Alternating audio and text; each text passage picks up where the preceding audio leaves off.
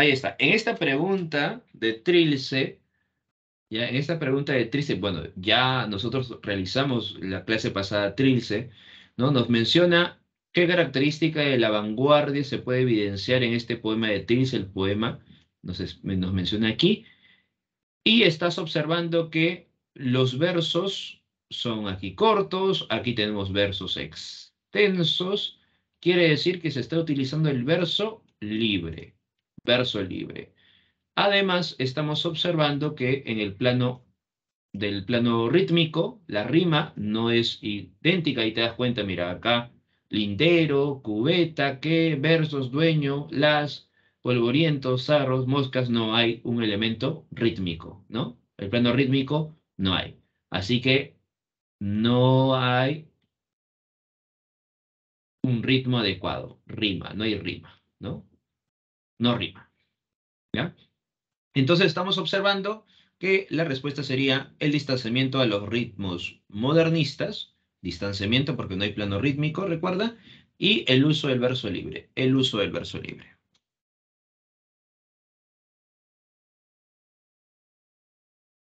Esa sería la respuesta, ¿no? En el caso del poema Trilce de Vallejo, ¿no? El poema Trilce de Vallejo, la pregunta del poema de Trilce. A ver, por acá Jairo nos dice, profesor, ¿qué ha pasado?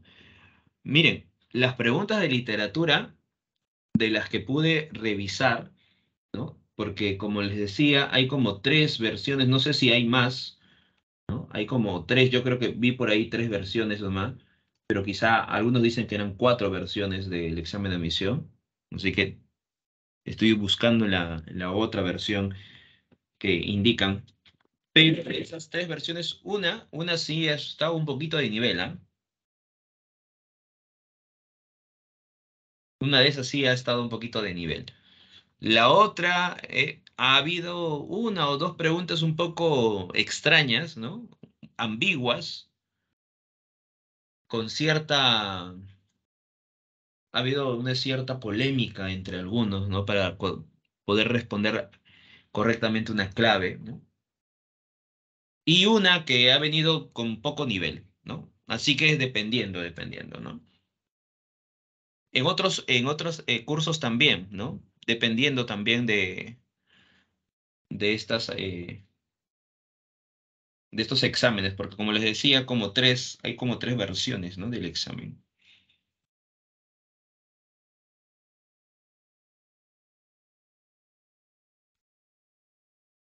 Por acá dice, profesor, ¿qué pasará? ¿Vendrá de esa misma forma? Quizás sí, ¿no?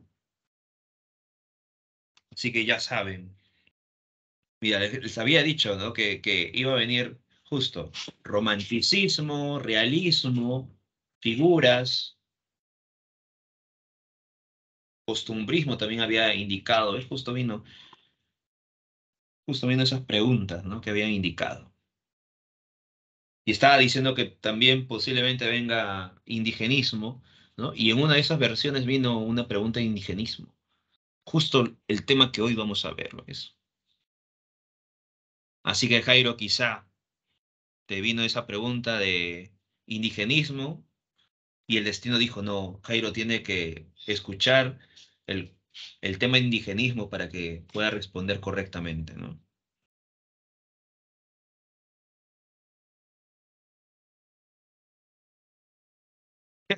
Por acá Martín nos dice eso, ¿no? Muy bien, Jairo. El profe filtró el examen, dice, ¿eh? Estaba cantado ya, pues. Ahora sí, empezamos con el indigenismo. Mira, es para que cuando te toque dar el examen de admisión puedas responder la pregunta de indigenismo, ¿no? Del mundo es ancho y ajeno todavía, ¿no? Hoy vamos a hablar de eso, del mundo es ancho y ajeno. Vamos a hablar también sobre los ríos profundos. Vamos a hacer una visión importante de lo que es el indigenismo, ¿ya? Así que empezamos, dice, el indigenismo es un movimiento cultural que aparece en la segunda década del siglo XX con el propósito de reivindicar y liberar al campesino de la opresión de los terratenientes blancos y mestizos. Recuerda entonces, el indigenismo es un movimiento cultural. Por tanto, como es un movimiento cultural, abarca diferentes expresiones artísticas, ¿ya? Recuerda eso, abarca diferentes expresiones artísticas, ¿no? Bien, nos dice que aparece en la segunda década del siglo XX. Aparece en la segunda década del siglo XX. A ver, vimos la clase pasada. En la segunda década del siglo XX también está desarrollándose qué movimiento literario en el Perú. A ver, qué manifestación literaria se desarrolla en la segunda década del siglo XX en el Perú.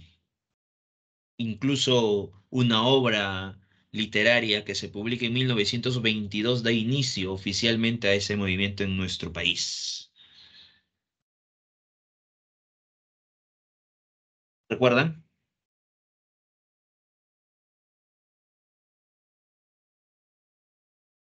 ¿Cómo se llama esa manifestación literaria que da inicio oficialmente con la publicación de la obra de Vallejo, Trilce? Nos damos cuenta que la vanguardia, al igual que el indigenismo, se desarrollan en la segunda década del siglo XX. ¿Ya? Tengan en cuenta eso, ¿ah? Vanguardia e indigenismo se desarrollan en la década del siglo XX. Sí, exacto, por acá ya están indicando, ¿no? La vanguardia, profesor, la vanguardia, efectivamente. Vanguardia. Todos los que han dicho vanguardia tienen 20 puntos en el examen de admisión. Muy bien. Entonces, tanto el indigenismo como la vanguardia se desarrollan en el siglo XX, en la segunda década del siglo XX, ¿ya? Luego nos dice, el indigenismo tiene un propósito, ¿no? Reivindicar y liberar al campesino de la opresión de los terratenientes blancos y mestizos. Apela a diversos discursos como el histórico, el antropológico, el jurídico, el lingüístico, el testimonio, entre otros, dejando de lado el exotismo modernista y el idealismo romántico de fin del siglo XIX e inicio del siglo XX. Por tanto, el indigenismo va a ser un movimiento que rompa con esta visión exótica de ver al indio, como se veía, por ejemplo, en la visión romántica, modernista o realista, ¿no? Y también una visión idílica, o sea, se aleja de esa visión idílica, ¿ya? De esa idealización al campesino y el mundo andino.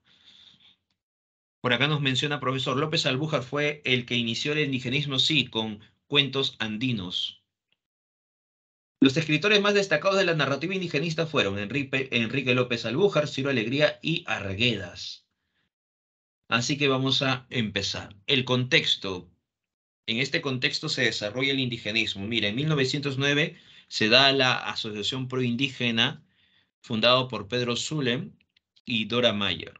Esta asociación proindígena va a buscar ayudar a muchas comunidades al enfrentarse contra el gamonal. El gamonalismo va a ser un sistema que está liquidando las comunidades porque está obteniendo estas tierras de diferentes maneras, ¿no? De forma fraudulenta, ¿no? Realizando corrupción, entre otros elementos, ¿ya? Así que el gamonalismo está destruyendo las comunidades. El indigenismo va a luchar contra esta postura, este sistema del gamonal. Entonces va a aparecer la Asociación Proindígena que da cuenta que en muchas provincias se está desarrollando este problema, ¿no? El gamonal está quitando las tierras a muchas comunidades y por eso que las comunidades buscan enfrentarlo judicialmente. Pero como no tienen dinero, no tienen muchos recursos, ¿no? Entonces aparece la Asociación Proindígena que va a ayudar de forma jurídica, ¿no? Para enfrentar al gamonal.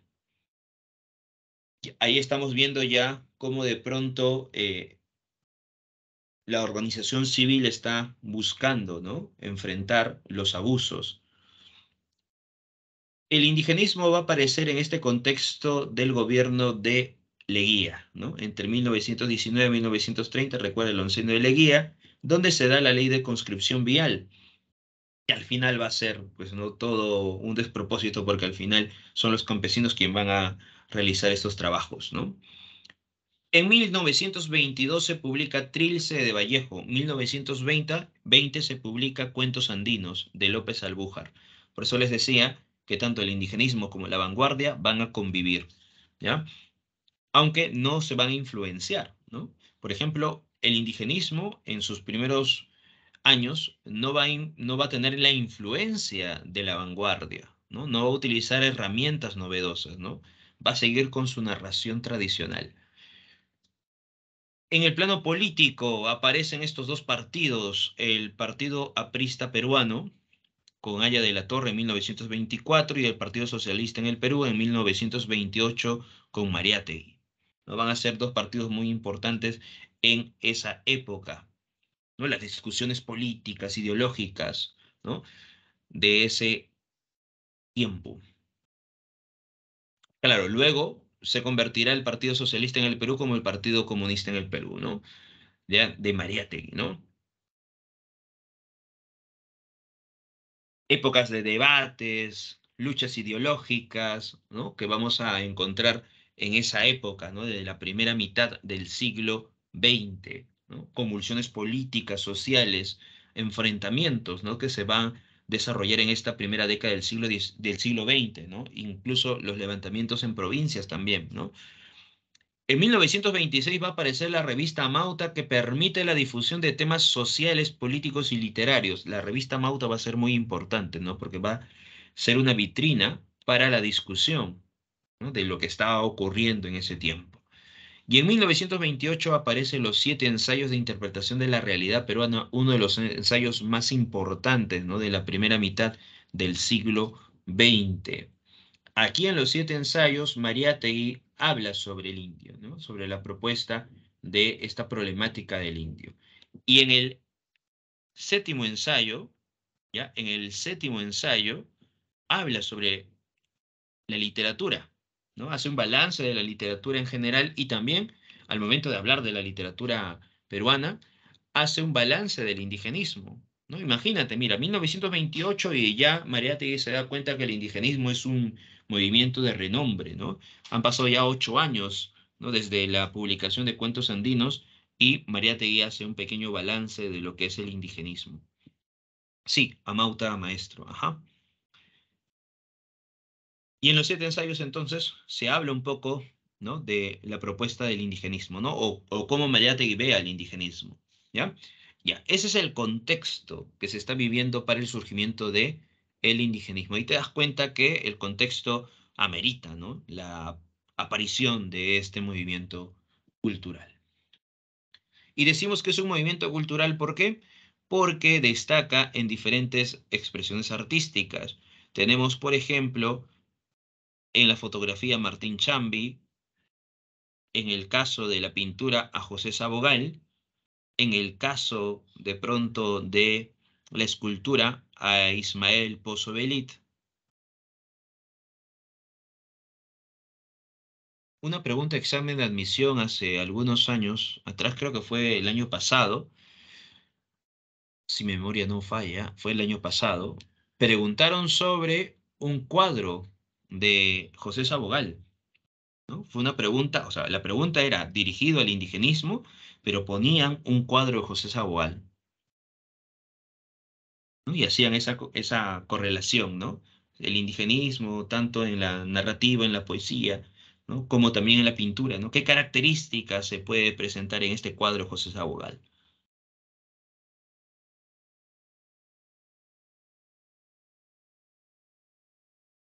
¿Ya? Entonces ahí te das cuenta, ¿no?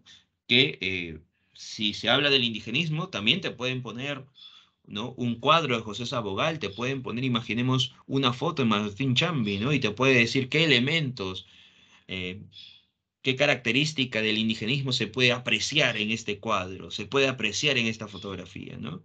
¿Ya? Entonces recuerda que el indigenismo va a ser un movimiento cultural. Bien,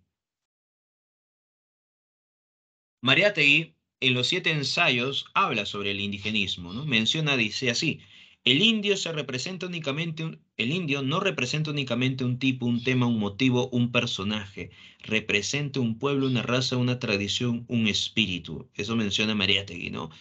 Ahí te das cuenta que Mariátegui nos está indicando que la presencia del tema del indio va a ser distinto, ¿no?, a lo que se trataba anteriormente. Antes, el indio solamente dice, ¿no? No representa únicamente un tipo, un tema, un motivo, un personaje. Antes sí presentaba al indio de esa forma, ¿no? Era un elemento decorativo en muchos de los cuentos, en muchos de las obras literarias, ¿no?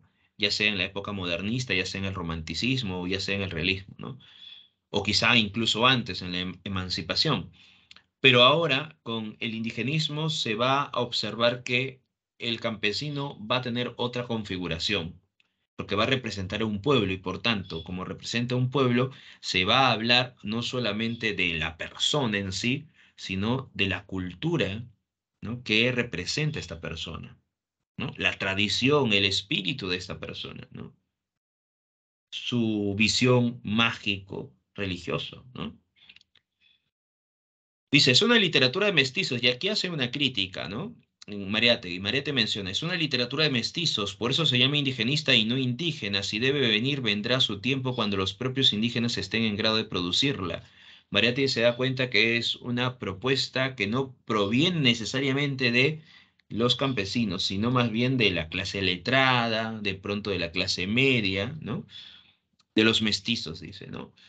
¿Y por qué menciona también este elemento? Porque en el indigenismo, hasta ese momento donde se estaba produciendo los 7 ensayos, no tenía el elemento del quechua, por ejemplo, ¿no? No había obras escritas en quechua. Y si de pronto se había publicado alguna obra, no era tan relevante, ¿no? Entonces, los indigenistas estaban mostrando la realidad de las provincias, de estas comunidades que están enfrentándose al comunal. Sin embargo, no incorporaban, todavía no incorporaban ya sea el quechua, ¿no? No incorporaban el pensamiento andino, ¿no?, la cosmovisión andina en su totalidad. Recuerda que Mariátegui está escribiendo esto en 1928, ¿no? Todavía no está Arguedas aquí, ¿ah? Todavía Arguedas no está publicando ninguna de sus obras. Por eso que Arguedas es considerado el máximo exponente, ¿no? Porque Arguedas logra incorporar el quechua a la narrativa indigenista. Arguedas logra incorporar el pensamiento andino a la narrativa indigenista. O sea, logra superar las dificultades que tenía el indigenismo al inicio, ¿no?, y que lo está planteando Mariátegui, ¿no? El problema indígena, tan presente en la política, la economía y la sociología, no puede estar ausente de la literatura y del arte. Mariátegui nos dice que un contexto como el cual se está viviendo en el Perú, es imposible que el artista pueda mirar a otro lado, ¿no?, mirar al costado, olvidarse de la problemática del campesino, ¿no? Era necesario también plasmarlo en la literatura, en el arte. Eso es lo que nos menciona Mariátegui en los 7 ensayos. Uno de los especialistas del indigenismo que toma constantemente San Marcos como referente va a ser Tomás Escajadillo. Tomás Escajadillo indica que para definir una obra como indigenista no basta que esté presente un sentimiento de reivindicación hacia el indio, ni presencia del tema indígena. Tales serían características de una obra indianista, mas no indigenista. Eso es lo que menciona, ¿no? Para hacerlo, el texto literario debe además superar estilos del pasado, como la visión romántica del mundo andino, o tener una suficiente proximidad en torno al mundo novelado, el indio y el ande. Tanto González Prada como Clorinda Mato de Turner son considerados precursores del indigenismo o antecedentes del indigenismo, ¿no? Ellos tienen una mirada paternalista. A ver, pregunto, ¿por qué de pronto se dice que se tiene una mirada paternalista? ¿Recuerdan ustedes? Lo habíamos visto ya cuando hablamos del realismo. A ver ustedes, recuerden por qué se dice que hay una mirada paternalista.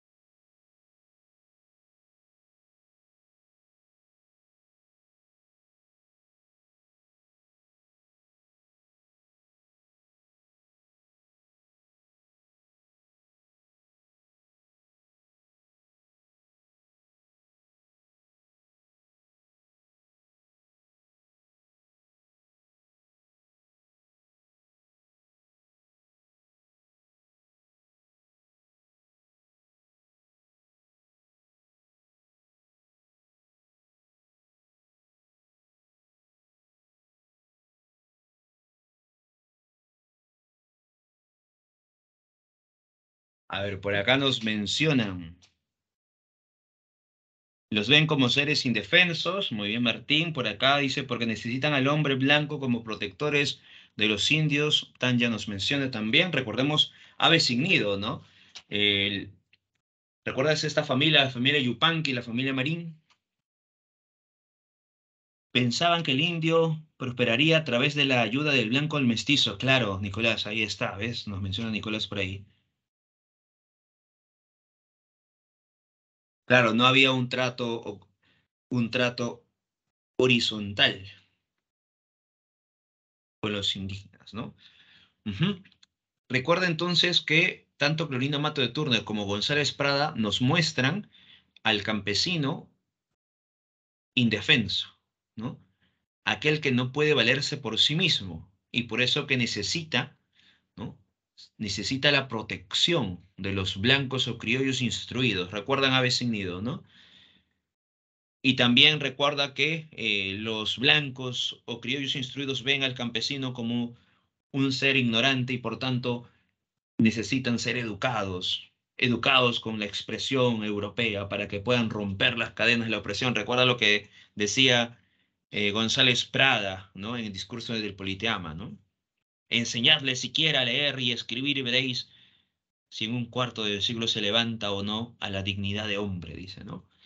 Ya, esa es la visión paternalista que se veía en el realismo, ¿no? En el siglo XIX, ¿ya?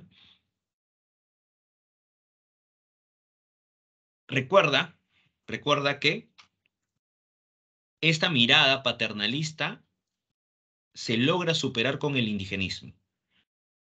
Entonces no se confundan, ¿ya? No se confundan. Recuerda, una cosa es el indianismo, que lo vimos en Clorina Mato de Turner, en González Prada, y otra cosa es el indigenismo. El indigenismo logra superar la visión idílica, la visión exótica, la visión paternalista del indio, ¿ya? Entonces, recuerda eso, ¿no? Cuando te mencionen, ¿no? En una de las alternativas, imaginemos que una característica del indigenismo es, ¿no? La visión idílica del mundo andino, ¿no? O la visión idílica del paisaje natural del campo, ¿ya? Eso no puede ser, ¿no? Porque cuando se idealiza el campo, cuando se idealiza, ¿no? El mundo andino, cuando se idealiza la comunidad, cuando se idealiza, por ejemplo, al campesino, el hombre con la naturaleza, ya. Esos son elementos paternalistas, elementos indianistas, ¿no? Porque recuerda que el indigenismo supera la visión romántica, supera la visión exótica del indio, supera la visión paternalista, ¿ya? Y aquí Tomás el Cajadillo nos menciona eso, ¿no? No solamente basta con que se muestre una reivindicación del indio, sino también se tiene que superar los estilos del pasado y tener una suficiente proximidad en torno al mundo novelado. O sea, saber de lo que se está contando, ¿no? Conocer tanto las costumbres, las tradiciones, el mundo que se está representando, ¿ya? Entonces el indigenismo logra superar estos estilos. Bien, ahora sí vamos a las características. Por tanto, ¿qué características tiene el indigenismo? Una de estas características es, y también la temática, ¿no? Es mostrarnos la problemática de la tierra, ¿no? Uno de los temas, ¿no?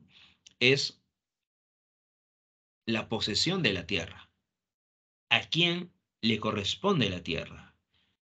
¿Al campesino o a la comunidad? ¿O le corresponde a la minera? ¿Le corresponde al gamonal? Entonces ahí se está dando la problemática de la tierra, ¿no?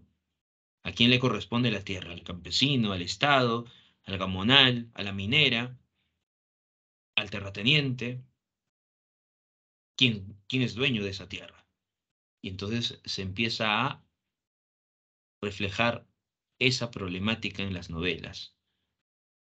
El mundo de Sancho y Ajeno es un claro ejemplo. Cómo la comunidad de Rumi se enfrenta a Álvaro Amenábar, el gamonal Álvaro Amenábar, por las tierras de Rumi. Y al final recuerda que hace Álvaro Amenábar, ¿no? todo el poder que tiene Álvaro Amenábar para poder controlar, para poder obtener las tierras de Rumi. Que en realidad no quería las tierras, ¿sí o no? Lo que quería Álvaro Amenábar, ¿qué era? Las tierras de Rumi, no. Lo que quería era tener esclavos, ¿no? Claro, mano de obra barata, claro, quería tener esclavos.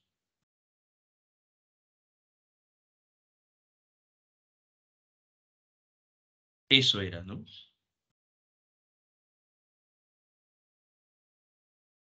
Entonces ahí está, la problemática de la tierra. Luego dice, la revaloración de la cultura andina. Se busca revalorar la cultura andina en todos sus ámbitos, ¿no? Se revalora la cultura andina.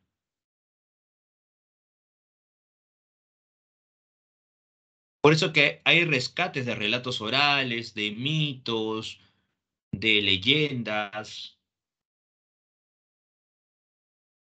Se habla sobre las costumbres, las tradiciones del mundo andino.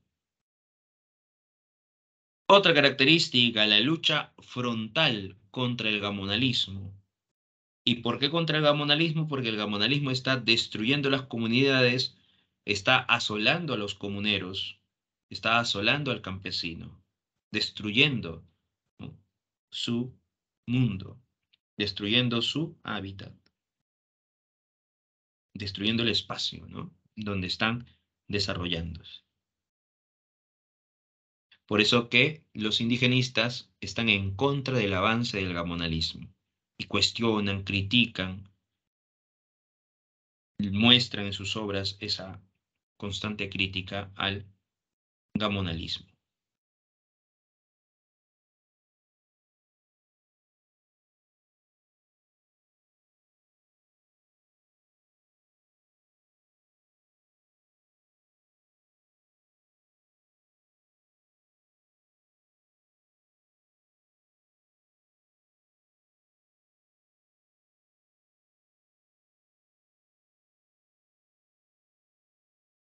El indigenismo va a utilizar un narrador tradicional, una narración tradicional.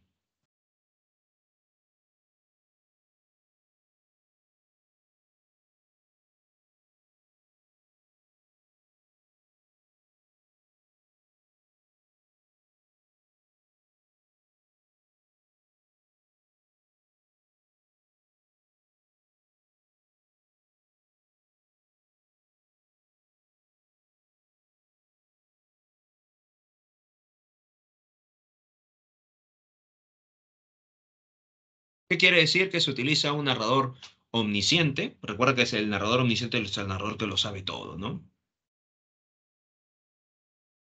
¿Ya? Narrador omnisciente, ¿no? Es el narrador que lo sabe todo, el narrador que sabe pasado, presente y futuro y conoce incluso lo que siente, ¿no?, y lo que piensan los personajes, ¿no? También se utiliza la narración lineal y cronológica.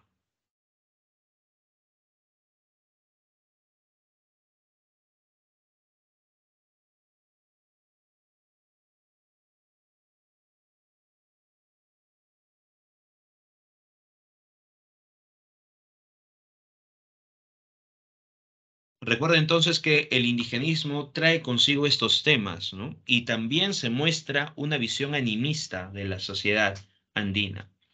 Este tema o esta forma de mostrar una visión animista lo encontramos en Arguedas,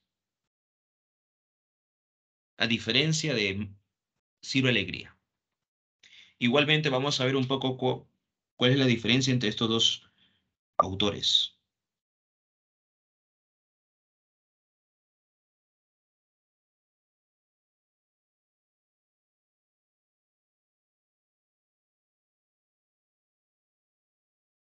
Bien, hasta aquí alguna pregunta hasta este momento. A ver, dudas, preguntas hasta este momento.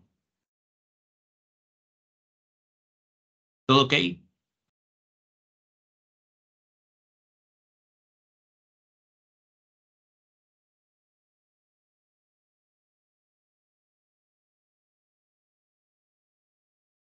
A ver, por acá nos mencionan, el narrador tradicional es el omnisciente. El narrador tradicional puede ser tanto el uso del narrador omnisciente como el narrador protagonista o narrador personaje. Y por acá el gamonalismo es este sistema que empieza a obtener tierras de las comunidades, ¿no? Los gamonales son estos grandes terratenientes, ¿no? Que tienen grandes tierras, ¿no? Y que explotan al campesino, ¿no? Por eso que el gamonal necesitaba tener más tierras para así explotar a los campesinos, ya que los campesinos, al momento de ser desalojados de sus propios terrenos, ellos no van a tener un lugar donde poder producir, un lugar donde dormir, o sea, donde vivir y donde producir, ¿no? Por eso que iban donde estos gamonales a pedir trabajo y los gamonales utilizaban, ¿no?, la necesidad de estos campesinos para explotarlos. Por eso que el gamonalismo era un sistema de opresión, de explotación.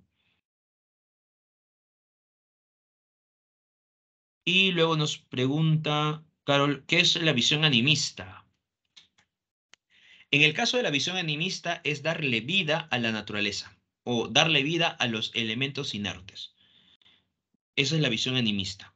Para el mundo andino, la naturaleza cobra vida. O sea, la naturaleza es un ser vivo, porque la naturaleza está vinculada a sus dioses. Y por eso que hay un respeto hacia la naturaleza.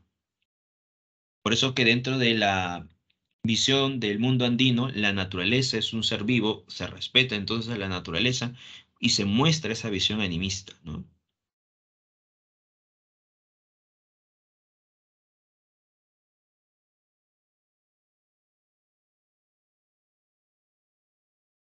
Y luego por aquí nos menciona, bueno, Brice y Carol nos preguntan sobre la visión animista. Recuerda darle vida a objetos inertes, ¿no? O darle vida a la naturaleza.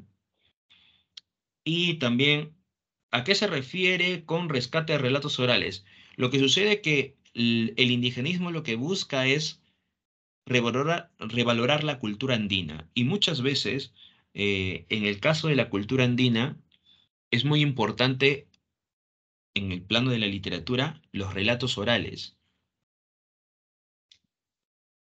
O sea, los cuentos, los mitos, las leyendas, esos relatos orales que se van contando, ¿no?, de un lugar a otro, de generación a generación, que pasan generación a generación, los autores indigenistas van a lograr rescatar estos relatos orales. Hay esa búsqueda, ¿no?, de rescate de esos relatos orales. Por ejemplo, Arguedas. Arguedas rescata un relato oral. Arguedas recuerda que él viajaba constantemente en la provincia, iba de un pueblo a otro, ¿no? Y en uno de estos pueblos, ¿no?, Arguedas escucha un relato oral y se da cuenta que este relato oral también se escuchaba en otro pueblo, ¿no? Así que le gustó, le encantó y realizó una versión, ¿no?, de este relato oral. No sé si ustedes han escuchado la historia de El sueño del Pongo.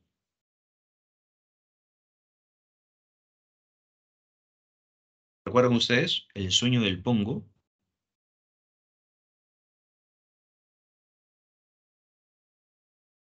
de Arguedas? Recuerda que el sueño del Pongo hay diferentes versiones, ¿no? Porque recuerda que es un relato oral y que todo relato oral tiene diferentes versiones, ¿no? Así que la versión de Arguedas, pues, ¿no?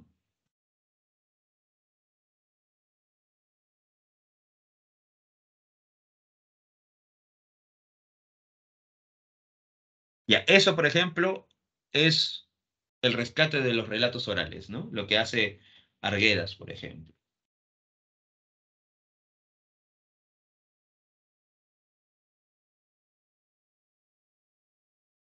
A ver, vamos a ver. El sueño del Pongo. A ver. Solamente para que puedan escuchar unos cuantos segundos del sueño del Pongo, ¿ya? A ver, vamos a ver por aquí. Vamos a buscar.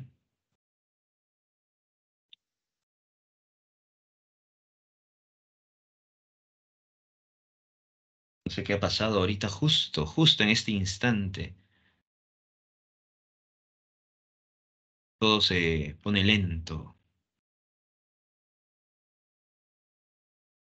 Pero bueno, mientras estamos buscando, ¿no?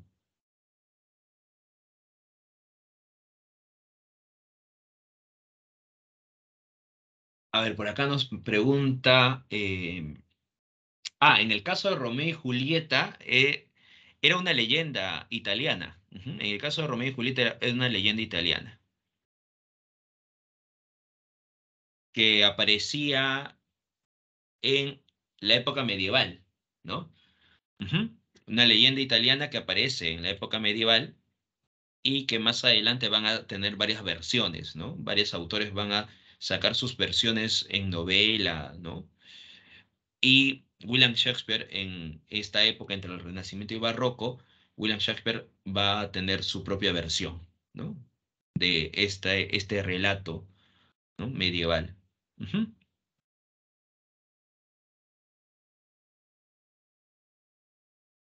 La obra de William Shakespeare ya no sería un relato, pues un relato oral, ¿no? La obra de William Shakespeare ya sería una obra teatral. ¿Mm? Pero proviene de un relato, ¿no? De un elemento que podríamos decir leyenda medieval, ¿no? Ujú. A ver, vamos a escuchar el sueño del pongo, ¿ya? Voy a trasladar el audio un momento para que se pueda escuchar.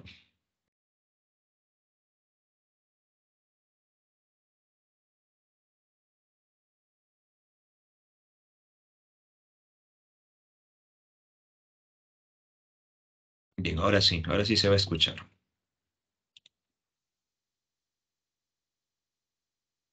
La Ilíada y la Odisea son epopeyas. Sucede que la Ilíada y la Odisea provienen de elementos mitológicos. Ujú. ¿Ya? La Ilíada y la Odisea provienen de elementos mitológicos.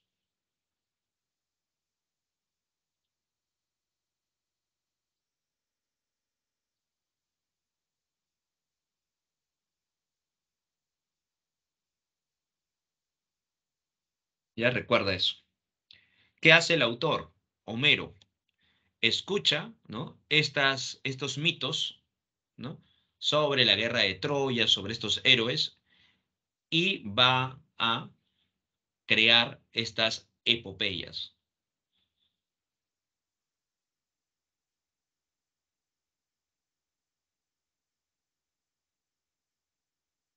Exotismo. Recuerda lo que habíamos mencionado, ¿no? En el modernismo, lo exótico es lo extraño,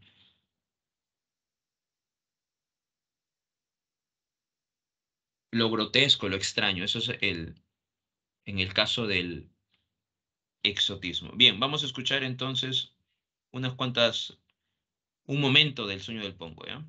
El sueño del pongo. Un hombrecito se encaminó a la casa hacienda de su patrón.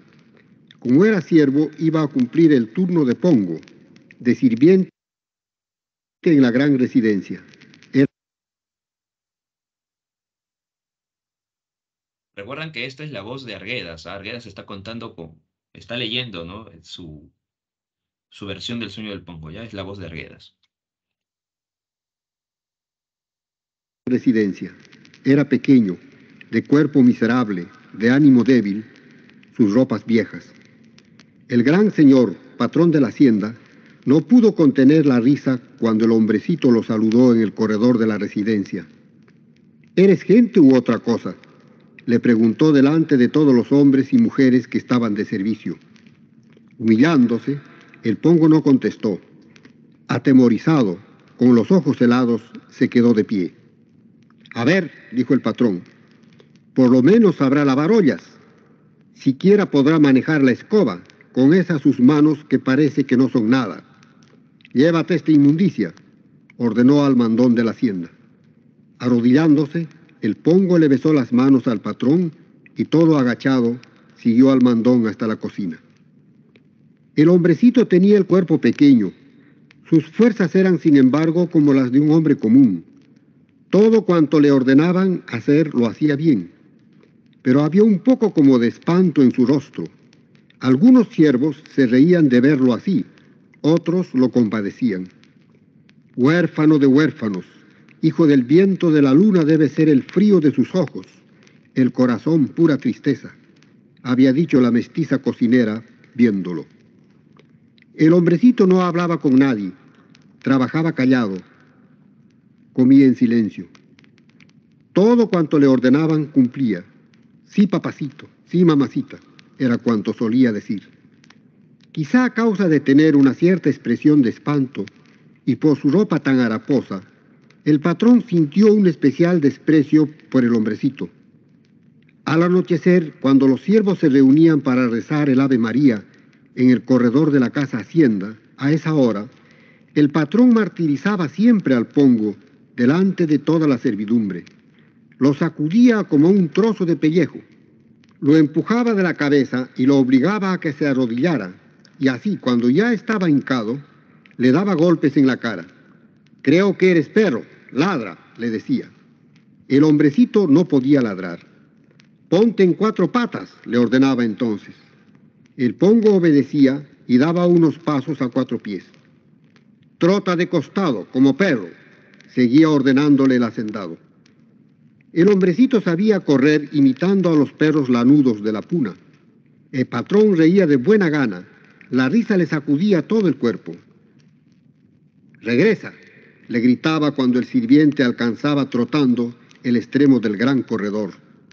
El pongo volvía corriendo de costado, llegaba fatigado. «Alza las orejas ahora, vizcacha.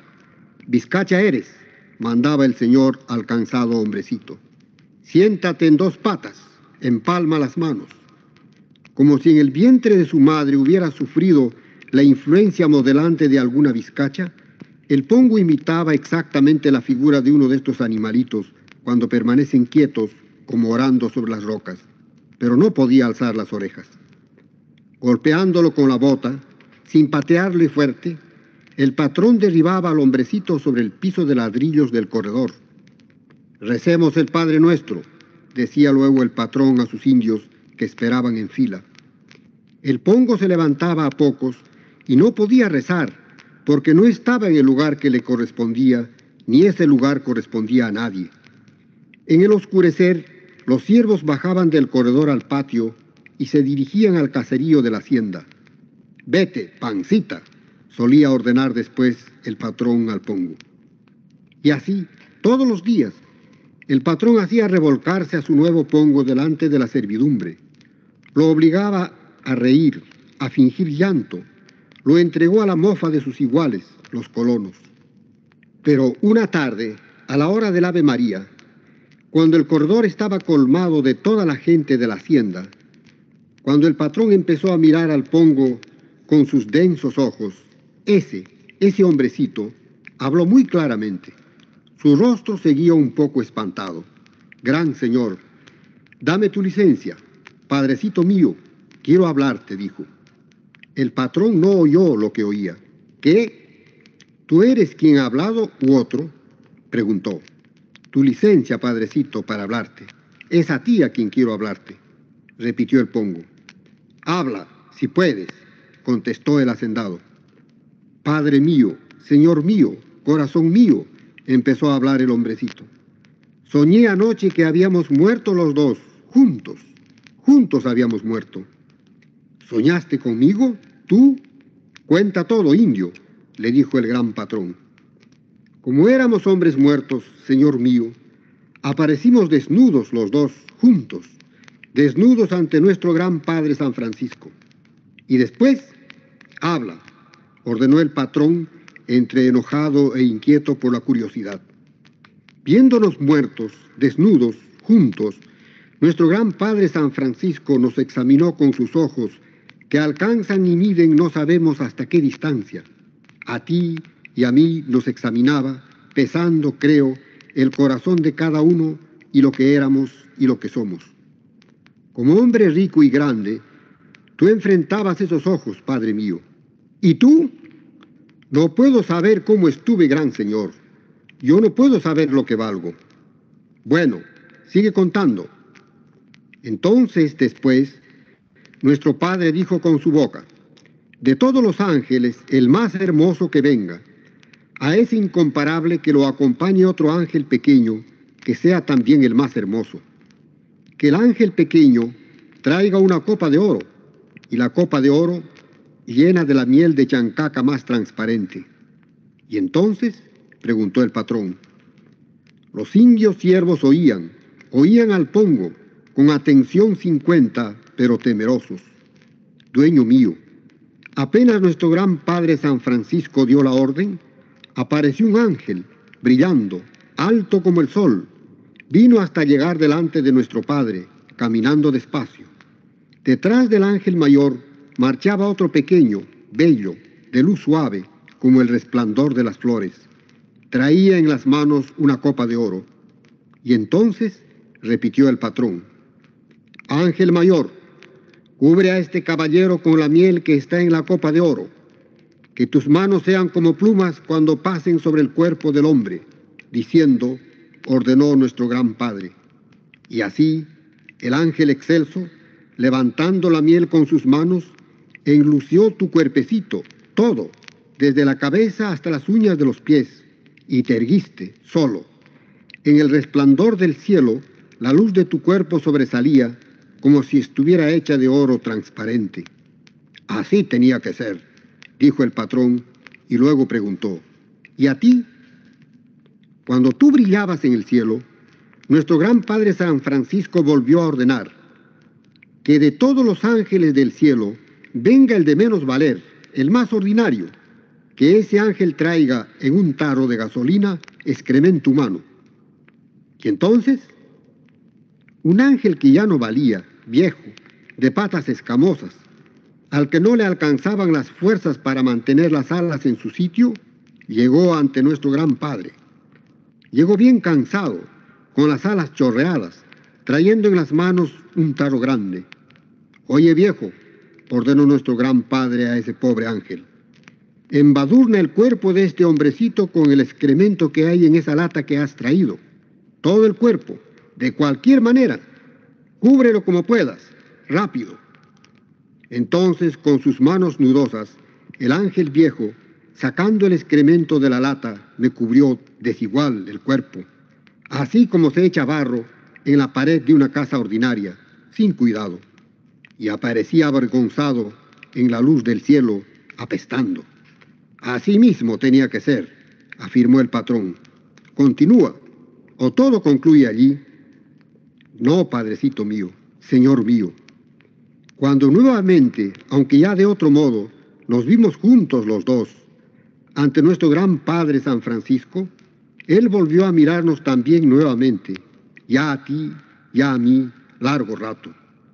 Con sus ojos que colmaban el cielo, no sé hasta qué honduras nos alcanzó, juntando la noche con el día, el olvido con la memoria. Y luego dijo, todo cuanto los ángeles debían hacer con ustedes está hecho. Ahora, lámanse el uno al otro, despacio, por mucho tiempo. El viejo ángel rejuveneció a esa misma hora. Sus alas recuperaron su color negro, su gran fuerza. Nuestro padre le encomendó vigilar que su voluntad se cumpliera.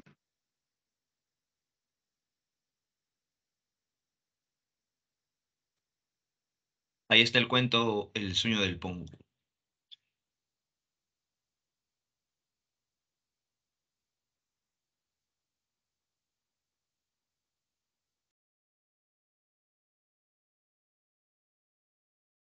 Bien, ahí está entonces el cuento. Bueno, el cuento, recuerda que fue un relato, ¿no? El relato oral que Arguedas logra rescatar. Y hemos visto, ¿no? Qué características podemos encontrar ahí. Ahora sí ya conoces el sueño del pongo. Bien, vamos ahora a ver a los autores de este periodo, ¿no? Tenemos, por ejemplo, a López Albújar, Ciro Alegría, José María Arguedas. Hace poco hemos escuchado un cuento de Arguedas. Tomás Escajadillo nos menciona que el indigenismo como movimiento cultural tiene dos etapas.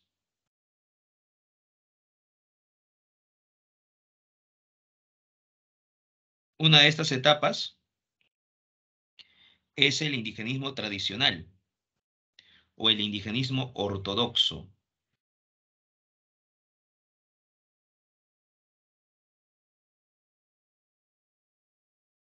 Y el otro es el neoindigenismo.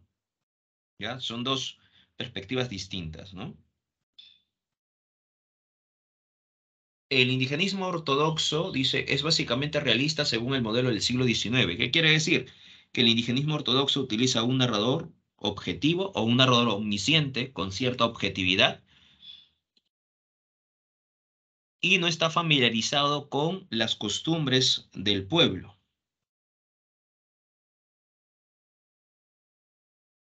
Ya recuerda eso, el indigenismo ortodoxo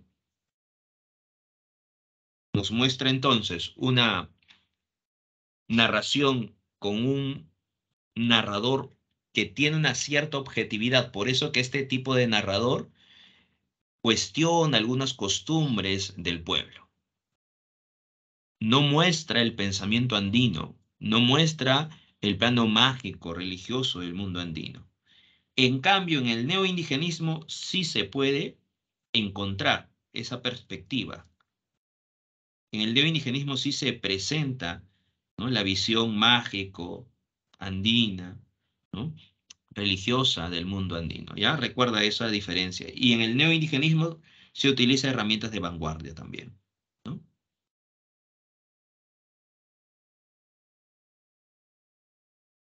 Entonces ahí está la diferencia entre el indigenismo ortodoxo y el neoindigenismo. Por ejemplo, López Albújar y Ciro Alegría pertenecerían al indigenismo ortodoxo, porque ellos no utilizan herramientas de vanguardia, ¿no? Porque ellos, recuerdan, no utilizan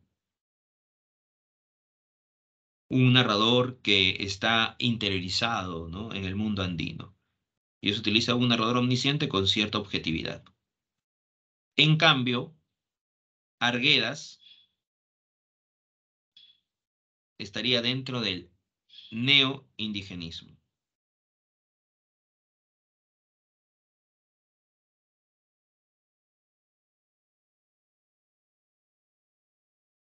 Porque en las obras de Arguedas recuerda que se incorpora el pensamiento andino.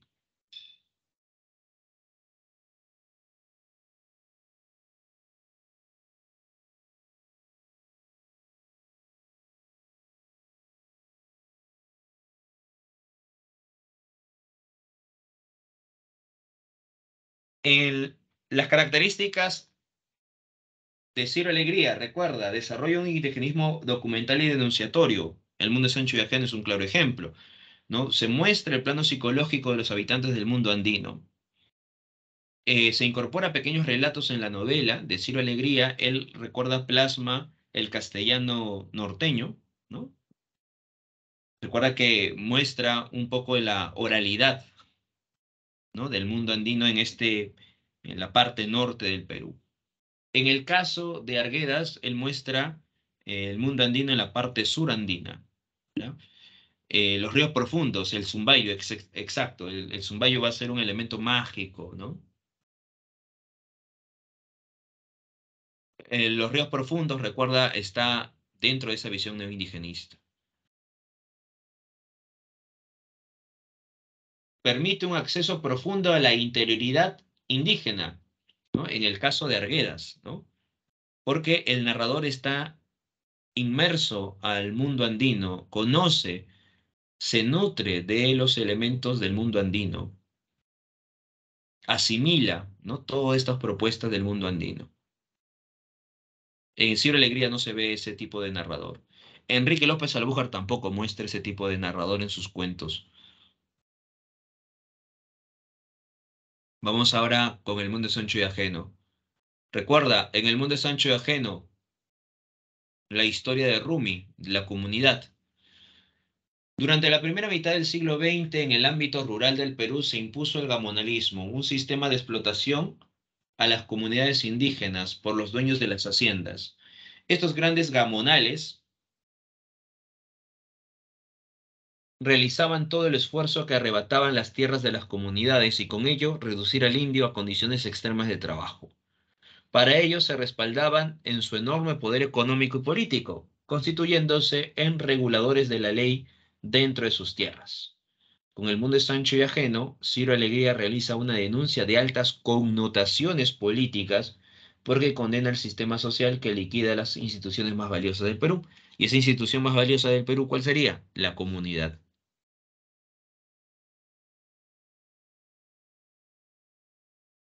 Recuerda que Ciro Alegría nos muestra un narrador omnisciente que tiene una cierta objetividad, con una visión positivista.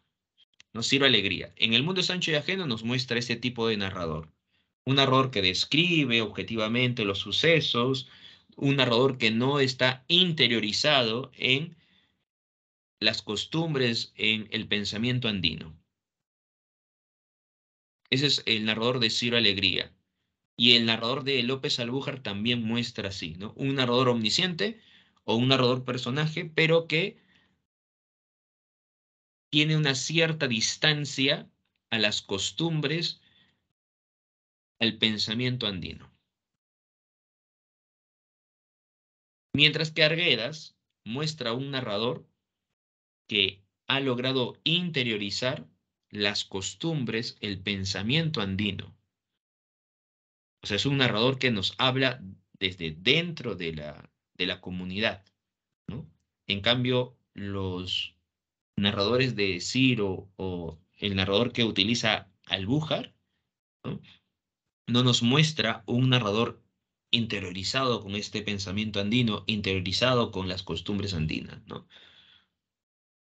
Por ejemplo, en El mundo es ancho y ajeno, el narrador cuestiona algunas costumbres del mundo andino, lo llama superstición, ¿no?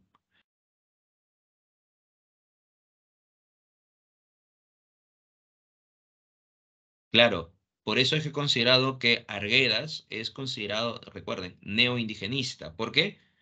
Exacto, porque interioriza el pensamiento andino. Exacto, Brilla del Solar. Ajá. Arguedas nos muestra una perspectiva más profunda del mundo andino. ¿Y por qué nos muestra una perspectiva más profunda del mundo andino? Porque incorpora el plano mítico, religioso, mágico del mundo andino. Bien, entonces, en la historia del mundo es ancho y ajeno, Ciro Alegría nos plantea cómo de pronto la comunidad va a ser destruida a través del avance del gamonalismo, ¿no? La historia nos habla cómo de pronto Álvaro Menábar desea obtener las tierras de Rumi, por eso que van a ir a un juicio la comunidad con Álvaro Menábar. El alcalde Rosendo Maki va a buscar la manera, ¿no?, de lograr vencer a Álvaro Amenábar a través del juicio. Así que contratan a Bismarck Ruiz, pero Álvaro Amenábar tiene mucho poder. Contrata a testigos falsos, fiscales, jueces, toda la corrupción, ¿no? Y por eso que cuando se da este momento para deliberar quién es el dueño de las tierras, al final el juez determina que el dueño es Álvaro Amenábar. Y la comunidad se da cuenta al fin que Bismarck Ruiz incluso lo ha traicionado, ¿no? Por eso que la comunidad va a tener que ser desalojada. Ellos irán a la meseta del Ñanañahui. La meseta del Ñanañahui va a ser un espacio inhóspito, ¿no? Piedras, tierra, ¿no? Por eso que la comunidad va a tener que realizar grandes faenas para poder sobrevivir en ese lugar. En la obra nos está mostrando una dualidad, dos elementos que a su vez contrastan. La hacienda representa la explotación. La comunidad representa solidaridad, fraternidad. Así que cuando llegan a la meseta de Ñañañahui, están utilizando, ¿no?, faenas, están buscando lograr estar en un espacio inhóspito. El ganado de la comunidad de Rumi ya está acostumbrada, ¿no?, al pasto de la comunidad o cerca de la comunidad. Por eso que muchos de estos ganados bajan. Y como Álvaro Benávar ya es propietario de esta comunidad, le dice a sus capataces que atrapen a esos animales. Y por eso que Rosendo Maki va a cuestionar a Álvaro Menábar. Pero Álvaro Amenábar no quiere liberar a estos animales porque dice que le corresponde a ellos. Así que Rosendo se molesta, intenta abrir este pequeño establo, lo atrapan a Rosendo y lo llevan a prisión. Lo acusan de abigeo, de robar ganado, cosa que lo que está haciendo Rosendo Maki es recuperar más bien, ¿no?, el ganado que les estaba quitando, ¿no?, Álvaro Amenábar. Así que lo llevan a prisión. Rosendo Maki cree que la justicia va a absolverlo porque él no ha cometido ningún delito. Sin embargo, recuerda que la justicia está a favor de quienes tienen poder, de los poderosos. Así que Rosendo Maki en prisión se encuentra con el Fiero Vázquez, un bandolero peligroso. El Fiero Vázquez le dice a Rosendo Maki: tengo un plan para poder huir. Vámonos de este lugar porque si no moriremos. Tú, por estar enfrentando al hacendado Álvaro Amenábar, y bueno, el Fiero Vázquez por haber robado también a los hacendados, ¿no? Pero Rosendo Maki insiste que no se va a marchar porque sabe que la justicia al final lo liberará. Y además teme que si se marcha, Álvaro Amenábar utilice esto contra su comunidad. Así que el Fiero Vázquez huye, hay balaceras, ¿no? Al Fiero Vázquez lo hieren todavía, pero logra huir. Van donde está Rosendo Maki en el calabozo, ven a Rosendo y lo empiezan a golpear. Lo empiezan a golpear porque creen que es un cómplice, cree que era una estrategia que Rosendo Maki esté así. Así que lo golpean, le insultan, lo siguen pateando, preguntando dónde puede estar el Fiero Vázquez, tú eres el cómplice. Pero Rosendo Maki menciona que no, ¿no? Que no sabe nada. Pero aún así lo siguen golpeando, agarran una piedra, le golpean en la cabeza, le destrozan, ¿no? Y le rompen la cabeza. Agonizando lo dejan a Rosendo Maki. Pasan unas cuantas horas y Rosendo Maki muere. Va a morir de esa forma, ¿no? De esa forma violenta. La comunidad se va a enterar después de la muerte de Rosendo Maki cuando éste ya ha sido enterrado. Sucede que para esto Benito Castro ha llegado a la comunidad de Rumi. Benito Castro era el ahijado de Rosendo Maki. Cuando Benito Castro era niño, Rosendo Maki lo va a cuidar, ya que el padrastro de Benito Castro constantemente lo golpeaba. La cuestión es que Benito Castro decide salir de la comunidad y empieza a tener una serie de aventuras, ¿no? Va a ser sindicalista, va a estar en prisión, va a estar en el ejército. Así que Benito Castro retorna a la comunidad con la intención de saber cómo está Rosendo Maki, cómo está la comunidad, pero se da con la sorpresa que la comunidad ha desaparecido, ¿no? Y Rosendo Maki ha muerto.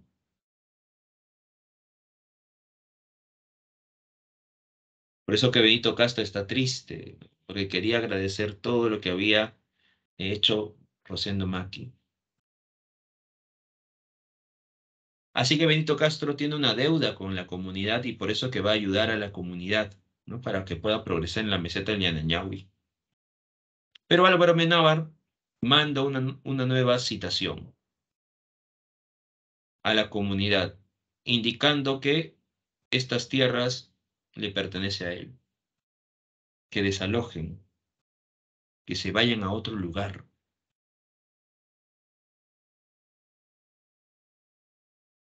La comunidad, como no tiene alcalde, van a elegir a un nuevo alcalde. Y este nuevo alcalde será Benito Castro.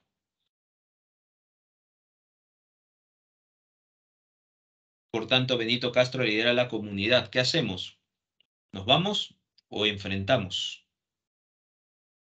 Benito Castro, él decide, ¿no? Él dice, hay que enfrentar a Álvaro Amenábar, porque si no, estaríamos huyendo de un lugar a otro sin descanso. Y le dice a todos que voten. ¿Qué se va a hacer? Y todos aceptan enfrentar a Álvaro Amenábar. El mundo es ancho, pero ajeno, ajeno para los pobres, dice Benito Castro, ¿no?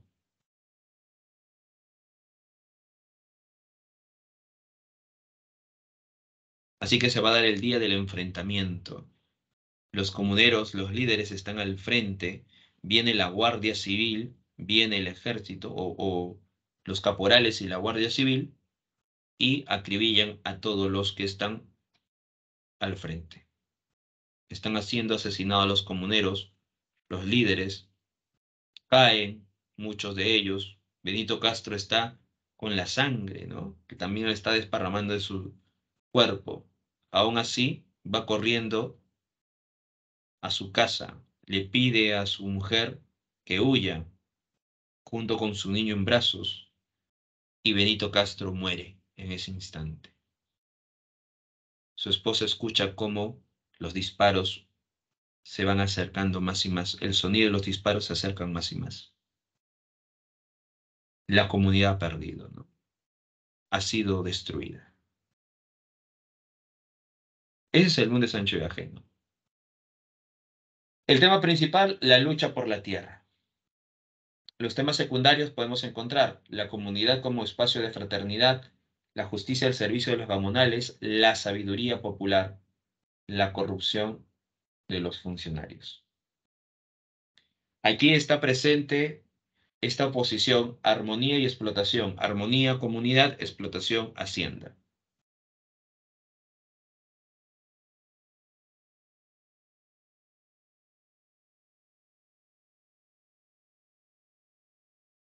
La comunidad se presenta como el único espacio en que el hombre andino puede vivir plena y dignamente. Así se ve representado, ¿no? En el mundo Sancho y Ajeno. Porque recuerda que Ciro Alegría muestra a la comunidad como una institución fundamental, importante, dentro de el mundo andino.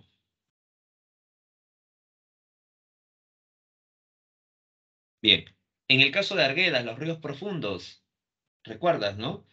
Esta historia del niño Ernesto que viaja con su padre.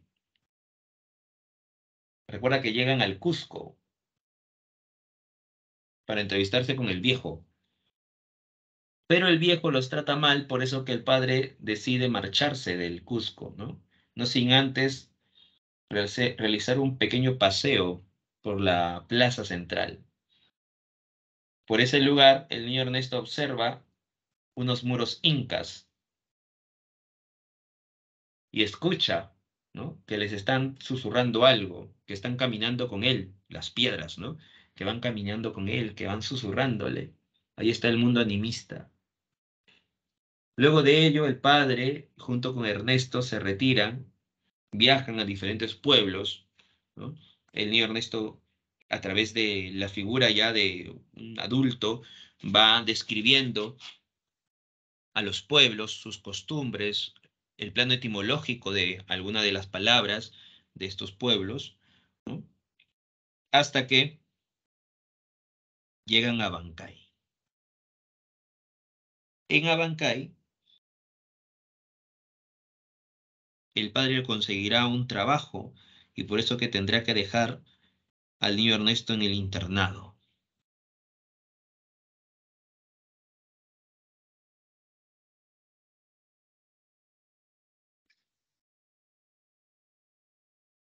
Estando en el internado, el niño Ernesto va a conocer una serie de compañeros, ¿no? Antero, va a conocer, por ejemplo, a la Opa Marcelina, al niño Palacios.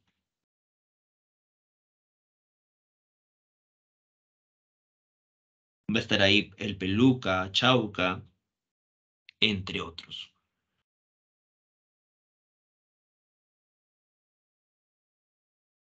Dentro de la obra vamos a encontrar la inserción de guainos, ¿no?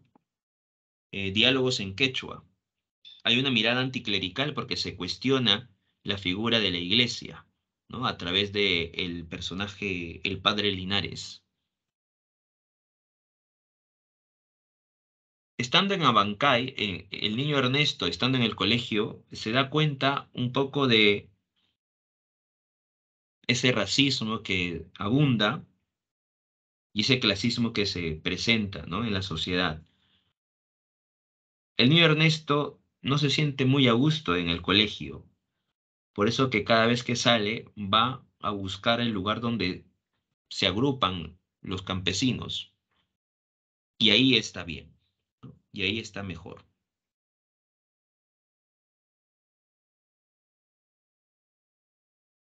Un día de pronto se da una revuelta, la rebelión de las chicheras, y esto se da porque no hay sal, ¿no? Los hacendados están guardando, están escondiendo la sal. Y por eso que se da esta rebelión, la rebelión de las chicheras, comandada por doña Felipa, que representa el plano maternal para el niño Ernesto.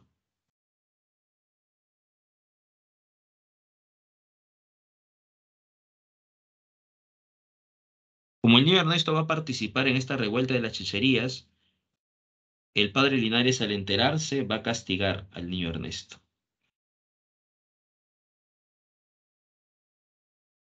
Y va a ser un sermón contra los campesinos que habían apoyado, ¿no? Indicando que eso está mal, ¿no? Que no deberían ir en contra de la naturaleza, ¿no?, que Dios ha dado, ¿no? Ahí te das cuenta que se está utilizando el discurso religioso para oprimir al campesino.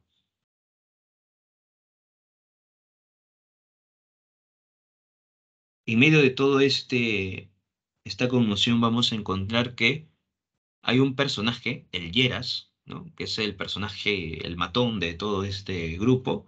El Lleras se escapa, ¿no? Va a tener un problema con uno de los curas y decide marcharse. Así que el Lleras tenía también un compañerito, ¿no?, que era su compinche, el Añuco. Así que cuando el Lleras se fuga, el Añuco ya no va a ser tan matón, ¿no? Así que el Añuco se va a controlar poco a poco, ya no va a insultar, ya no va a pegar al niño Palacios.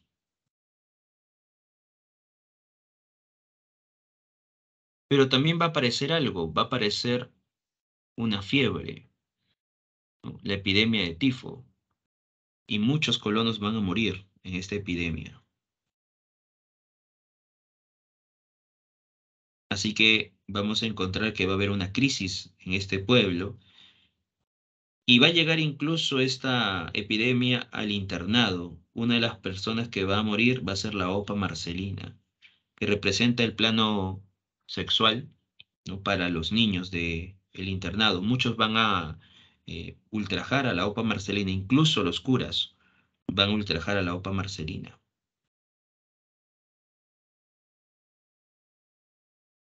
El niño Ernesto no, el niño Ernesto se compadece, ¿no?, de la Opa Marcelina y de lo que sucede allá en el internado, ¿no? Así que como el niño Ernesto estaba cerca donde la Opa Marcelina, justo ahí la Opa Marcelina estaba con fiebre, tenía tifo y muere. Así que creen que el niño Ernesto también está contagiado y por eso que lo van a llevar de cuarentena. Los colonos, al darse cuenta que el tifo está avanzando, deciden rebelarse, ¿no?, y exigirle al cura para que realice rezos, misa, para que puedan controlar la tifo. Como ha pasado unos días y el niño Ernesto no tiene síntomas, ¿no?, entonces lo van a liberar. Lo liberan y le dicen al niño Ernesto, el padre Linares le dice que es mejor que te vayas, ¿no?, donde tu padre te está esperando en la hacienda, te va a esperar en la hacienda del viejo, porque aquí ya no hay solución, ¿no? Porque recuerda que está la tifo, están muriendo muchos y el ejército está viniendo para poder quemar muchas chozas, los cuerpos, para que no se extienda esta tifo. Así que el niño Ernesto se marcha, pero el niño Ernesto, ¿qué hace? Decide no ir por el camino donde le habían indicado para que se encuentre con su padre en esta hacienda, porque no quiere estar en la hacienda del viejo. Así que corta camino, va por otro, ¿no?, otra ruta, porque yéndose por esa otra ruta, va a poder encontrarse con su padre.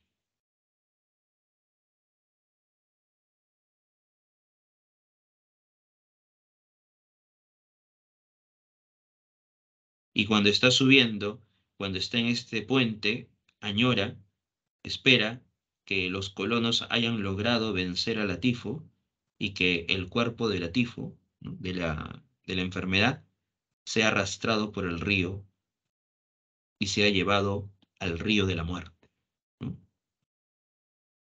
Así finaliza Los ríos profundos.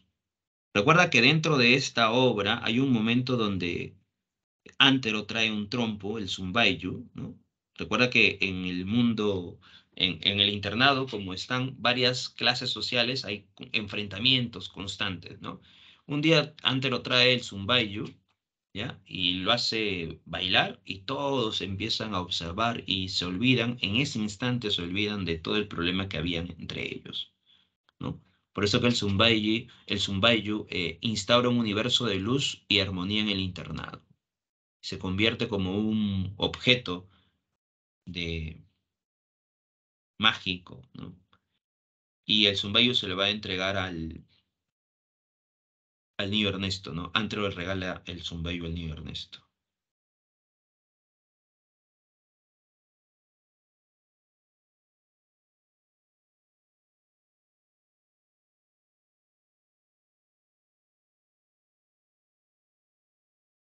Bien, eso sería entonces la obra Los ríos profundos. Recuerda que en esta obra, en Los ríos profundos, lo que se va a mostrar, ¿no?, es este acercamiento del hombre con la naturaleza, ¿no? Ahí está el tema, la identificación con el mundo andino, otros temas, el vínculo andino del hombre con la naturaleza, la violencia racial y social que se observa en el internado, el desarraigo cultural, el personaje que es Ernesto, él se va alejando poco a poco de el mundo de los blancos y va acercándose poco a poco al mundo andino, ¿no? El desarraigo, cuando una persona se aleja de sus raíces familiares, sociales y culturales y comienza a experimentar un extrañamiento que afecta su identidad. Hay un sistema de opresión de educación, recuerda que hay una crítica, ¿no?, en el colegio internado que está el niño Ernesto. Hay una mirada animista, el Zumbaiju, eh, las piedras, recuerda, ¿no? Estas grandes rocas, cuando el niño Ernesto está en el Cusco. Hay una mirada anticlerical a través del padre Linares. Se utiliza el quechua, incluso huaynos en quechua se incorporan dentro de la obra. Bien, eso sería entonces parte de lo que es el indigenismo. Recuerda, en el caso de Arguedas se está observando un acercamiento al pensamiento andino. Se está mostrando las costumbres, las tradiciones, el plano mágico religioso del mundo andino, el plano mítico del mundo andino. ¿Ya? En Arguedas se observa eso. Y muchas veces el narrador ha logrado interiorizar todas esas costumbres, ha logrado interiorizar todo ese pensamiento andino, cosa que no se observa en el narrador que utiliza Ciro Alegría. Bien, hasta aquí. ¿Dudas? ¿Preguntas?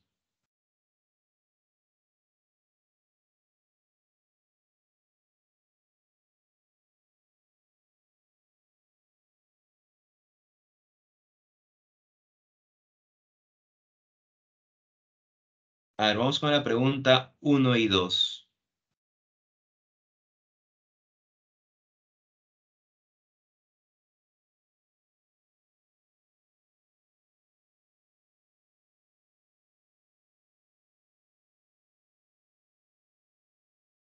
A ver, dice profesor, ¿por qué se suicidó Arguedas? Es una pregunta que también, ¿no? No hay una respuesta en específico, ¿no? Hasta ahora, ¿no? Es una gran pregunta, ¿no? No se puede responder, ¿no? ¿En los ríos profundos hacen referencia a la guerra con Chile? Sí. Hay un pasaje, el personaje El padre Linares, por ejemplo, no era muy chauvinista, muy nacionalista. El padre Linares hacía enfrentar a los niños, ¿ya? A unos se lo ponían como chilenos y a otros como peruanos, ¿no? Y hacían esta actuación, ¿no? El enfrentamiento entre chilenos y peruanos. Y cada vez que ganaban los peruanos, el padre Linares estaba contento, ¿no? Pero cuando ganaban los chilenos, el padre Linares estaba furioso, molesto, ¿no? Hacía, ¿no? Este pequeña actuación para que los niños luchen. Y los niños se enfrentaban, pues, a golpes, con palos, con todo lo que había.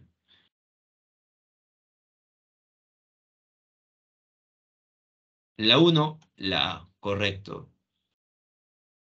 Una de las variantes fue la novela psicológica, no. Exposición de una crítica social, sí. Espacios rurales y se convive con la vanguardia.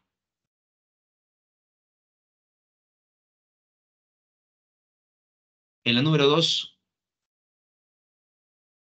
la respuesta en la 2 sería la C. Representar de manera fidedigna al indio, ambos, pero el neoindigenismo incorpora la mirada mágica del sujeto andino. Y en la pregunta número 3,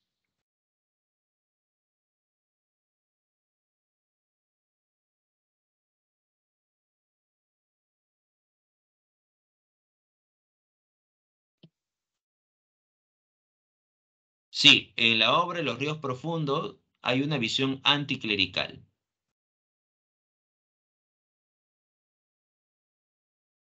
La respuesta en la 3 sería la B. El indianismo, representado en Clorinda Mato de Turner. Y por acá me dice, profesor, ¿puede repetir la última del mundo es ancho y ajeno? Ah, la última diapositiva del mundo es ancho y ajeno. A ver, ahí está.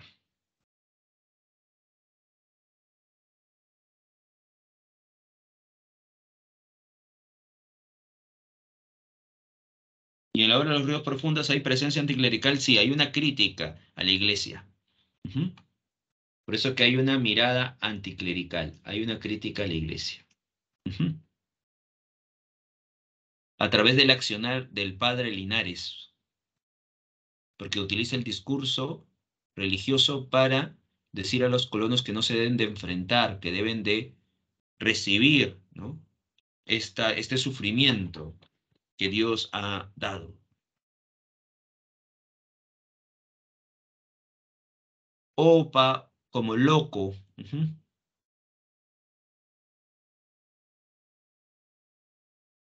Ah, y en el caso de la rebelión de las chicheras, ¿ya? Las chicherías era el lugar donde estaban muchas, bueno, eran espacios como cantinas, como venta, un lugar de venta, ¿ya? Las chicherías, ¿no? O cantinas, algo así, las chicherías o cantinas, ¿no? ¿Ya? Era un lugar donde todos los colonos, todos los campesinos iban, ¿no? Escuchaban música, guayno, ¿no? Tocaban, bailaban, bebían, ¿no?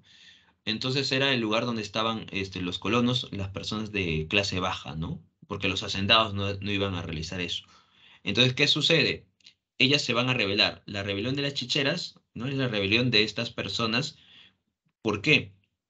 Porque como había una escasez de sal, necesitaban, ¿no? La sal para realizar sus deberes, ¿no? Realizar de pronto, para conservar, por ejemplo, la carne, ¿no? ¿Ya? Para también realizar claro, los animales, o sea, la sal era muy importante, ¿no? Era un elemento muy importante para la alimentación, para la conservación de sus alimentos también. Entonces era fundamental. Sin embargo, los hacendados, ellos están escondiendo la sal en sus almacenes y no quieren, ¿no? Entregarlos, porque desea venderlos a buen precio, ¿no? Por eso que se rebelan.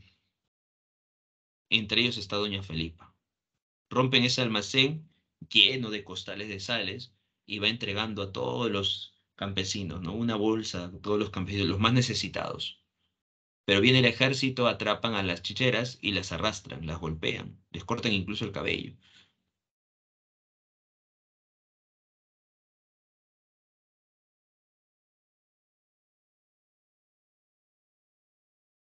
Muy bien, hasta aquí entonces.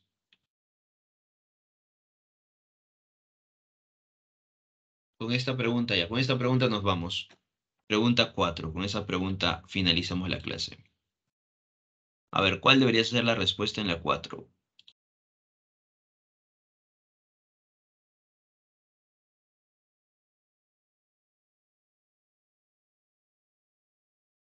Los cerros que rodeaban la llanura de Yanañahui alzaban hacia el cielo desnudas rocas piedras. Mira, nos está diciendo que solamente hay rocas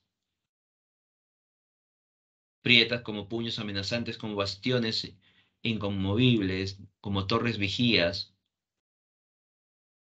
o la fraccionaban simulando animales, hombres o vegetales. En todo caso, mostraba un retorcimiento patético y una firmeza que parecía ocultar algo de su mudez profunda. Las faldas más bajas estaban llenos de pedrones y guijas, entre las cuales crecían el ichu silbador y achaparrados arbustos pendinegros. Claro, Yanañahui era un espacio inhóspito, a diferencia de lo que era Rumi, próspero, ¿no? Bien, con esa pregunta entonces finalizamos. Nos vemos hasta la siguiente clase. Cuídense. Buen día para todos ustedes. Buen inicio de semana. Nos vemos entonces hasta la siguiente clase.